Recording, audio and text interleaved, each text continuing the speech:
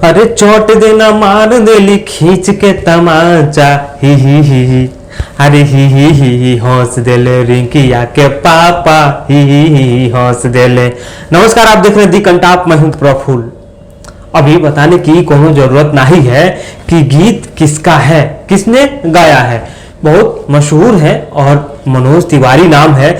आजकल भारतीय जनता पार्टी में सांसद भी हैं और बुद्धिजीवी पार्टी के सदस्य हैं, क्योंकि भारतीय जनता पार्टी, या यूं कह लें कि ये बुद्धिमानों की पार्टी है, बुद्धिजीवियों की पार्टी है, ज्ञानियों की पार्टी है। एक से एक गुणवान लोग इसमें भरे पड़े हैं। अरे इनकी गुणवत्ता की बात हम जितने करें ना वो कम ही हो जाए, क्योंकि भैया 2014 के बाद से तो बीजेपी में यूं समझिए कि इतने गुणवान लोग आए और इतने ज्ञान की बात करते हैं, इतनी कमाल की बातें करते हैं कि सोचिए मत, ये कलयुग में इतने ज्ञानी, इतने महान पुरुष कहां से आ गए।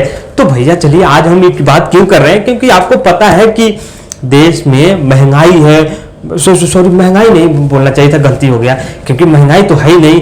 बेरोजगारी, फिर वही बात आ गई, बेरोजगारी भी नहीं है, क्योंकि बेरोजगारी भाई नजर में होती तो शायद सरकार मानने को तैयार थी, लेकिन बेरोजगारी नहीं है, महंगाई नहीं है। क्योंकि अगर गैस सिलेंडर का दाम अगर 900 रुपया हुआ है तो देश हित में हुआ है ना। पेट्रोल के दाम अगर 100 रुपये पार हुए तो देश हित में हुए ना। अगर सब्जियों के दाम बढ़ रहे हैं, दाल के दाम बढ़ रहे हैं, तो भाई देश हित में है। अरे इतना तो देशभक्ति में आप लोग कर ही सकते हैं ना, क्योंकि राष्ट्रवाद की जो नई परिभाषा बनाई गई है हमारे सामने, राष्ट्रवाद की नई कल्पना की गई है, उसमें सब कुछ ठीक है, सब चंगा है। अब ये बातें मैं क्यों कह रहा हूं, क्योंकि भैया मनोज तिवारी सांसद है और सांसद होने के नाते वो उनकी कुछ जवाबदेही होती, कुछ जिम्मेदारी है। तो एक दिन हुआ यूं कि कुछ मीडिया वालों से हमारे सांसद महोदय बातचीत करने लगे। अब उसमें से भाई मीडिया का किसी सदस्य ने पूछ लिया कि महंगाई पे क्या कहेंगे। भैया इतने, मतलब क्या बताएं हम उस बात की, कि इतनी बढ़िया बात बोले ना कि आप भी सोचेंगे बीजेपी कितनी कमाल की पार्टी है, देश हित में कैसे कैसे काम करती है। अगर विश्वास नहीं हो रहा है तो लीजिए, सुन लीजिए आप भी, फिर आप भी आगे बात करते हैं। रुकिएगा थोड़ा सा। देखिए, हम लोग एक विशेष समय में, विशेष संकट के समय में से गुजर रहे हैं। आप देखिए, आपके घर में भी लोगों को वैक्सीन लगा हो, किसी को पैसा नहीं देना पड़ा होगा। एक वैक्सीन का डोज 550 रुपए का सरकार को पड़ रहा है। तो एक परिवार में अगर सोचिए 5 आदमी होगा तो 3000 रुपया सरकार ने दिया। अब सरकार भी करती है तो कहीं ना कहीं से तो जुगाड़ करके ही करेगी। तो ये देश महान है, वो समझता है इस समय प्राण बचाना जरूरी है। और जो नरेंद्र मोदी जी ने देश भर किया, सोचिए अभी तो वहां से बात कर रहा हूं, 71 करोड़ लोगों को वैक्सीन लग गया मेरे भैया। और हम दिसंबर तक इस देश के हर व्यक्ति को हम वैक्सीन लगा देंगे। अब इसके लिए जो थोड़ा बहुत कहीं न कहीं से पैसा इकट्ठा करना पड़ता है, वो उसका डीजल पेट्रोल में आपको दिखता होगा, बाकी तो इमोबिलिटी कितना सस्ता होगा। हाँ तो सुने ना, बीच में गौरव बात बोले हैं, आप ध्यान से सुने होंगे तो शायद याद है कि अगर पहले जान बचानी जरूरी है। भैया महंगाई तो आते जाती रहती है, महंगाई हो या ये तो छोटी छोटी बातें, पहले जान बचा लीजिए। वो कह रहे हैं कि हमारा देश जो है कोरोना महामारी से जूझ रहा है, यानी लड़ रहा है। तो ऐसे समय में महंगाई बढ़ भी जाए तो क्या फर्क पड़ता है भैया। लॉकडाउन में आप घर पे रहे, 5 किलो अनाज मिला ना, तो उससे पेट तो भर ही रहा है, पैसा देके थोड़ा सा काम चला लीजिए। ये मनोज तिवारी जी का कहना है। अब सोचिए कि जब मनोज तिवारी बोल रहे थे, बोले है ना कि सरकार जब आपको फ्री में कुछ दे रही है, यानी वैक्सीन फ्री में दे रही है, तो कहीं ना कहीं से आपका इंतजाम करेगी।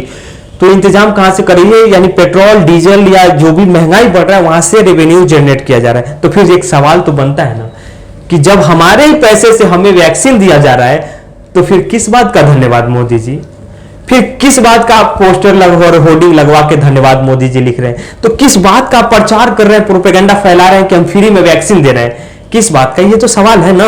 आप देखिए पेट्रोल पंप पे चले जाइएगा, बड़े बड़े एकदम होर्डिंग में लिखा है धन्यवाद मोदी जी, धन्यवाद मोदी जी, फलाना ढिंकाना, देश हित में ये काम कर दिया, वैक्सीन दे दिया, इतने करोड़ लोगों को फ्री वैक्सीन लगी। तो फ्री लगी कहाँ?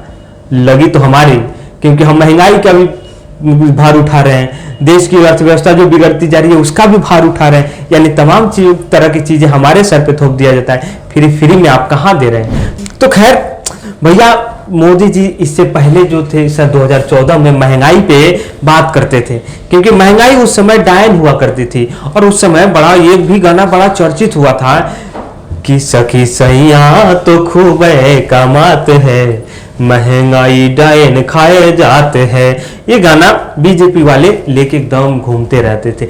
लेकिन आज न महंगाई डायन है, न कुछ है, न महंगाई है, बल्कि डार्लिंग हो गई है। आज भी सखी सैया तो रोजे कमाते हैं, पूरा पैसा राष्ट्रवाद में जाते हैं। अरे आजकल अगर महंगाई की भी बात करेंगे तो राष्ट्रवाद के नाम पे बोला जाता है कि इतना तो करना बनता है। भैया राष्ट्रवाद की ये परिभाषा इन्होंने बना दी कि सारी कंपनियों की, यानी जो सरकारी कंपनियां हैं उसको निजी हाथों में दे दो और देश का विकास समझ लो। सरकारी कंपनियों को बेच दो, देश का विकास समझ लो।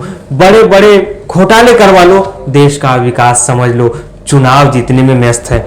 तो खैर मनोज तिवारी की बात कर रहे थे तो थोड़ा सा पीछे आपको लेके चलते हैं कि मनोज तिवारी कितने कमाल के आदमी हैं कि जनता के भावनाओं के साथ खेलना कैसे है, उनकी दुखों को मजे में कैसे लेना है, उनके दुखों को भुनाना कैसे है, ये बीजेपी के नेताओं से सीखिए आप। चलिए पहले मैं बता दूं कि नोटबंदी आपको याद होगा, पूरा देश लाइन में लगा था। उस समय भी ये कहा गया था कि भैया देश हित में तो इतना करना बनता है ना, क्योंकि हम राष्ट्रवादी लोग हैं, परम वीर कह सकते हैं कि हमारा देश जो है ना तिरंगे की शान खातिर या राष्ट्रवाद की खातिर आप लाइन में लग जाएं तो क्या फर्क पड़ता है। अब मनोज भैया चले गए अपने सांसद क्षेत्र में, जो उनका जो संसदीय क्षेत्र है उसमें चले गए। कुछ लोग लाइन में खड़े थे, तो पहले आप सुनिए। हमको कितना बौद्धिक बोल रहे हैं, सब दिखाई दे रहे लोग।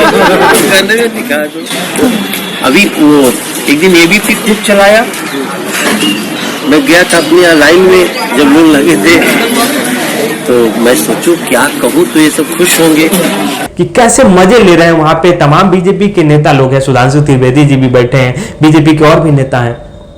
क्या कह रहे हैं कि देशभक्त लगे हैं कतार में, देशभक्त खड़े हैं कतार में भैया, देशभक्त है कतार में, लगी है भारी भीड़, तकलीफों से सज रही भारत की तस्वीर। बोले हम लोग लगे रहेंगे 30 तारीख। ये मनोज तिवारी का है। मैं भी बोल रहा हूं ना कि उस समय भी लोग लगे थे, देशभक्त लगे थे कतार में, हम मैडम बैठी थी पैसे के इंतजार में, क्योंकि भैया पैसा किसी के पास नहीं था कि चूल्हा चौका चल सके। लेकिन उसको भी इन लोगों ने राष्ट्रहित में सही करा दिया। काले धन आए कि नहीं आए वो आप बता दीजिएगा। 15 लाख के चक्कर में तो हम भी यहाँ बैठे हैं भाई, कि कम से कम 15 लाख मिल जाए तो थोड़ा हम भी अपना ये सब स्टूडियो सही करवा लेते, हम लोग भी थोड़ा सा चमक वमक आ जाता, थोड़ा सा फेस थोड़ा ये करवा लेते, थोड़ा उतना गोरा नहीं दिखते हैं। खैर अब बात है दूसरे पे, क्योंकि भारतीय जनता पार्टी में एक से एक महान हस्ती बैठे हुए हैं, एक से एक कारनामे करने वाले लोग बैठे हैं। प्रज्ञा ठाकुर आपको याद होगा मालेगांव बम ब्लास्ट की आरोपी है, लेकिन वो आरोप उनका धुल गया, क्योंकि भारतीय जनता पार्टी एक ऐसी पार्टी है कि आप कितना भी अपराध करके आइए, इधर से समझिए वॉशिंग मशीन है, इधर से डालिए उधर से एकदम आप नीट एंड क्लीन निकलेंगे। यानी आपसे बढ़िया तो आदमी कोई है ही नहीं, यानी आप देशभक्त हो जाएंगे। आपके पूरे पीछे का अपराध, आपका पूरा क्राइम खत्म।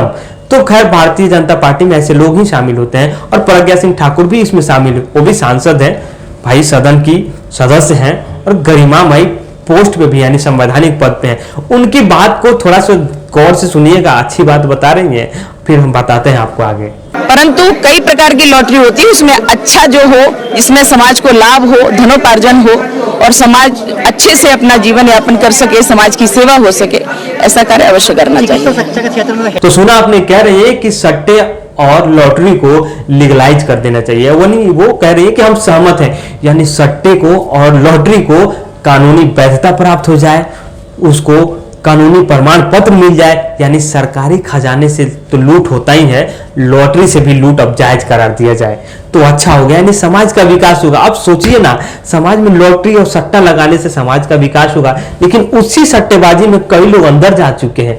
लेकिन भारतीय जनता पार्टी उस सबको छोड़ दे रही है, क्योंकि भाई भारतीय जनता पार्टी है ना, वो देश हित में काम करती है, तो इतना तो करना बनता है। बाकी और भी चीजें हैं कि किसी भी बात का अगर जिक्र करें आप, महंगाई हो, बेरोजगारी हो, या शिक्षा हो, या देश की बिगड़ती अर्थव्यवस्था हो, तो बोलेंगे कि भैया एक ही जिम्मेदार है। कौन? आप समझ गए होंगे, नेहरू जिम्मेदार है। तो मुझे वो भी 2 लाइन मनोज भैया के याद आ गई कि सुनेले के नाम नहीं लिहल जाला, बिना लिहले नाम इनसे काम ना चलेला। यानी बिना नाम ले ले तो काम ही नहीं चलता है।